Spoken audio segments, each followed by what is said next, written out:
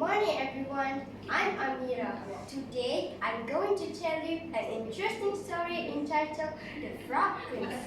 One fine evening, a young princess put on her bonnet and gloves and went out to take a walk by herself in the wood. And when she came to a cool spring of water, she sat herself down for a while to rest. Now, she had a golden ball in her hand, which her favorite plaything. After that, she threw it up so high that she missed catching it as it fell. The ball bounded away until at last it fell into the spring. The princess looked into the spring after her ball, but it was very deep, so deep that she could not see the bottom of it. She began to cry and say, "Oh, if I only could get my ball again."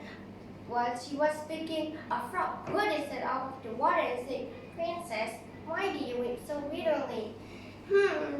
Said Fiona. "What can you do for me, you nasty frog? My golden ball has fallen into the spring." The frog said, "If you love me and let me live with you and eat off from your golden plate and sleep on your bed, I will bring you your ball again." "What nonsense," thought the princess. "This silly frog is talking." So she said to the frog, "Well, if you bring me back my ball, I will do all you ask." Then the frog put his head down and dived deep under the water. And after a little while, he came up again with the ball in his mouth and threw it at the edge of the spring. As soon as the princess saw her ball, she went to pick it up and ran home with it as fast as she could. The frog called after her, saying, "Princess, and take me with you as you say," but she did not stop to hear a word. The next day, just as Princess had sat down to the dinner, she heard a strange noise. Tap, tap, clash, clash, as if something was coming up. And soon afterwards, there was a gentle knock at the door, and a little voice cried out and said, "Open the door, my princess dear. Open the door to your true love here, and mind the words that you and I said by the fountain pool in the greenwood shade." Then the princess ran to the door and opened it, and there she saw the frog.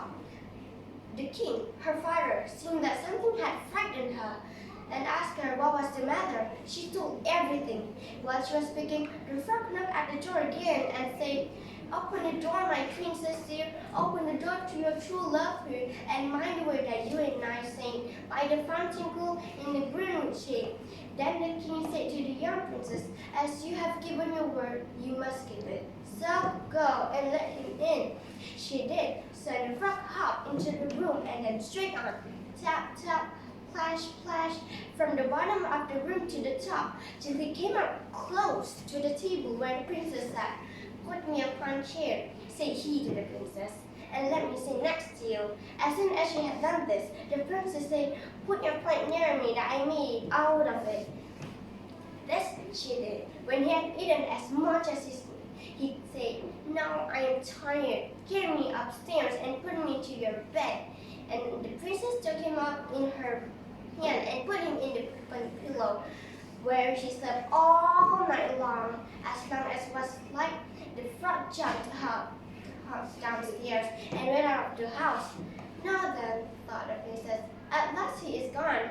But she was mistaken, for when night came again, and she heard the same tapping at the night, and the frog came once more. And when the princess opened the door and the frog came in and slept up in the pillow as before till the morning broke, and the third night he did the same. But when the princess awoke on the following morning, she was surprised to see instead of the frog a handsome prince gazing on her with the most beautiful eyes she had ever seen. He told her that he was cursed by his beautiful fairy who had changed him into a frog, till some princess should take him out of the spring and let him eat with her plate and sleep on her bed for 3 nights. "You," said the prince, "have broken his cruel charm, and now I have nothing to wish for.